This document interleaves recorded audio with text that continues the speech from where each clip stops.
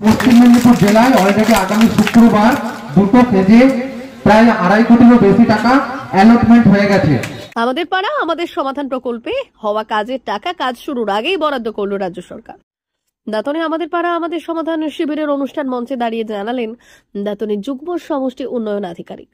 গ্রাম বাংলার উন্নয়নে এবং গ্রামের সৌন্দর্য বৃদ্ধিতে নয়া প্রকল্পের ঘোষণা করেছে রাজ্য সরকার। রাজ্যের প্রত্যেকটি সংসদকে আমাদের পাড়া আমাদের সমাধান কর্মসূচির মাধ্যমে দেওয়া হবে 10 লক্ষ টাকা করে অনুদান, যাতে করে গ্রামগুলির পড়ে থাকা অসমাপ্ত কাজগুলো সমাপ্ত করে গ্রামের সৌন্দর্য বৃদ্ধি ও গ্রাম বাংলার উন্নয়ন ঘটানো যায়। সোমবার পশ্চিম মেদিনীপুর জেলার দাঁতন 1 নম্বর ব্লকের চক ইসমাইলপুর গ্রাম পঞ্চায়েতের কুশমি বুথে আনুষ্ঠানিকভাবে উদ্বোধন হলো আমাদের পাড়া আমাদের সমাধান শিবির।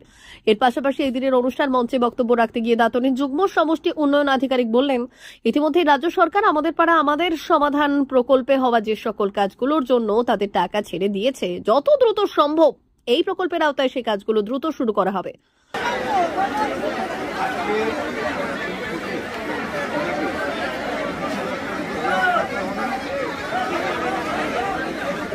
এখানে থাকেন, আপনাদের যে সমস্যাগুলো ভোগ করতে হয় সেগুলোকে যথা দ্রুত সম্ভব সমাধান করার জন্য আজকে এখানে একত্রিত হওয়া।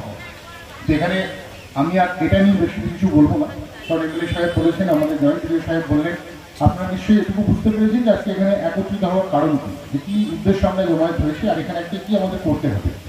আমার যেটা বলার, আমি থানাতে যদি 1 মাসে 30টা কেস এফআইআর লজ হয়, তার মধ্যে দেখা যায় অন্তত 20টা কেস এখানে বাল্য বিবাহ বা মেয়ে পালিয়ে যাওয়া এরকম ধরনের ঘটনা হবে। তো আপনাদের কাছে একটা অনুরোধ করবো, যেখান থেকে যারা মায়েরা রয়েছেন, বোনেরা রয়েছেন, প্রত্যেকের কাছে একটাই অনুরোধ যে আপনারা এই বিষয়টা একটু সচেতন হন। এটা নিয়ে আমরা ক্যাম্প করবো আগামী দিনে। আমি এই 1 বছর 1.5 বছর যতটুকু হয়েছে তার মধ্যে প্রচুর মেয়ে প্রতি মাসে যদি অন্তত 15টা করে মেয়ে এখান থেকে পালিয়ে যায়, যে তাদের অন্তত সেটাকে আটকানোর জন্য কিছু একটা ব্যবস্থা করুন, তাদের যদি বাল্য বিবাহটাকে রোধ করা যায়, সেটার জন্য সবাই এক জায়গায় হওয়া, একজোট হওয়া এবং বোঝানো। মাননীয় মুখ্যমন্ত্রী চেয়েছেন, রাজ্য সরকার চেয়েছে স্কিম হবে গ্রাউন্ড লেভেল থেকে উঠে আসবে। কারণ হচ্ছে আমরা এই ব্লকে আজকে এখান থেকে 20 কিলোমিটার দূরে ব্লক থেকে বুঝতে পারবো না আপনার এলাকায় পানীয় জল লাগবে নাকি আপনার এলাকায় রাস্তা লাগবে নাকি আপনার এলাকায় স্কুলের কোনো চালাটা ভেঙে জল পড়ছে সেটা লাগবে নাকি মিড ডে মিলের রান্নাঘর লাগবে, সেটা আপনারা বুঝবেন।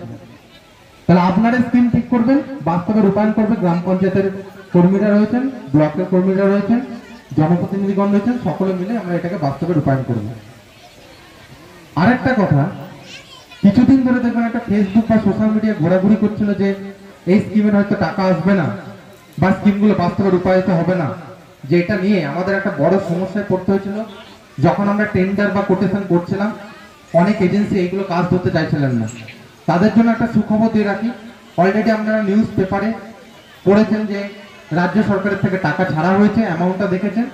আমি শুধু অফিসিয়ালি খবরটা বলবো, পশ্চিম মেদিনীপুর জেলায় অলরেডি আগামী শুক্রবার দুটো ফেজে প্রায় 2.5 কোটিরও বেশি টাকা অ্যালটমেন্ট হয়ে গেছে।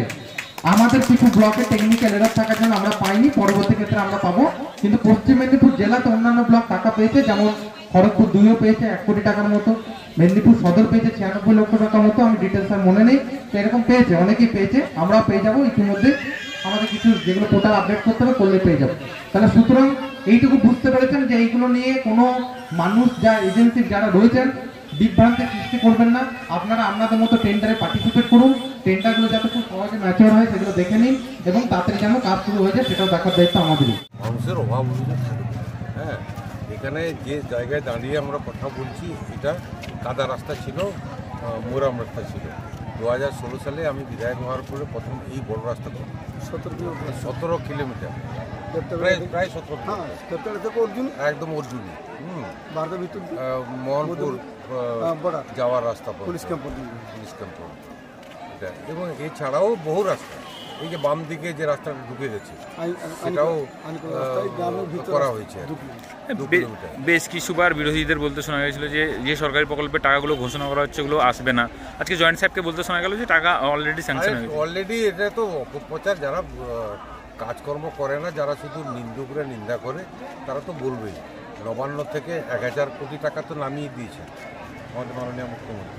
তারপরে তো এইবারে প্রতি জেলা, আমাদের জেলা তো নেমেছে, আমাদের ব্লকগুলো তো আস্তে আস্তে সব ব্লকে নেমে যাবে এবং ডিসেম্বরের মধ্যে এর সব কাজ শুরু হয়ে যাবে। জানুয়ারি মাসে আমরা তো ঘোষণাই করলাম যে প্রতিটা সংসদ এলাকায় প্রবীণ মানুষজন তারা থেকে সেটা উদ্বোধন করবে। মানে কোন কোন বিষয়ের উপর বেশি জোর দেওয়া হচ্ছে এই প্রকল্পের মাধ্যমে? জোর দেওয়া হচ্ছে নিকাশি ব্যবস্থা, ছোট ছোট যে রাস্তাগুলো আছে, বিশেষ করে গ্রামে গঞ্জে প্রচুর মানে পুকুর ডোবা থাকে, সেগুলো তো বোঝানো যায় না, তাই তার পাশে পাইলিং দিয়ে গাড়োয়াল করার ব্যবস্থা করা, প্রোটেকশন, রোড প্রোটেকশন।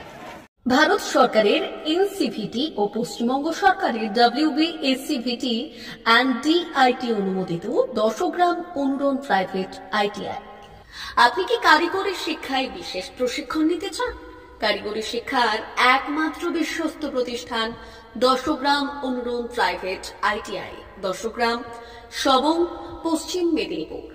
আমাদের এখানে ইলেকট্রিশিয়ান, ফিটার, সার্ভেয়ার এবং হেলথ স্যানিটারি ইন্সপেক্টরের কোর্স যত্ন সহকারে করানো হয়। ভর্তি চলছে। ভর্তি হতে আজই আসুন আমাদের 10 গ্রাম অনুরণ ITI-তে। মাত্র 2 বছরে ইলেকট্রিশিয়ান, ফিটার, সার্ভেয়ার এবং 1 বছরে হেলথ স্যানিটারি ইন্সপেক্টর কোর্স করানো হয়। এখানে প্রশিক্ষণ শেষে পেয়ে যাবেন 100% জব গ্যারান্টি। আমাদের ITI এর বিশেষত্বগুলি হল স্বল্প ভর্তি ফিস, উন্নত প্রযুক্তিযুক্ত ল্যাব ও অভিজ্ঞ অধ্যাপক মণ্ডলী দ্বারা থিওরি ও প্র্যাকটিক্যাল ক্লাসের সুবিধে, প্রশিক্ষণের জন্য বিশেষ ল্যাব ও ওয়ার্কশপ, ST, SC, OBC এবং সংখ্যালঘু ছাত্রছাত্রীদের জন্য পশ্চিমবঙ্গ সরকারের স্কলারশিপের ব্যবস্থা। সার্ভেয়ার কোর্সের সাথে অটোকেট করানো হয়। অত্যাধুনিক শীততাপ নিয়ন্ত্রিত কম্পিউটার ল্যাব ও প্রজেক্টরের মাধ্যমে ক্লাসের সুবিধে। তবে আর দেরি কেন? আজই ভর্তি হতে চলে আসুন 10 গ্রাম অনুরণ প্রাইভেট ITI-তে। আমাদের ঠিকানা 10 গ্রাম, সবং, পশ্চিম মেদিনীপুর। যোগাযোগ নম্বর 9547221516 অথবা 9832728877।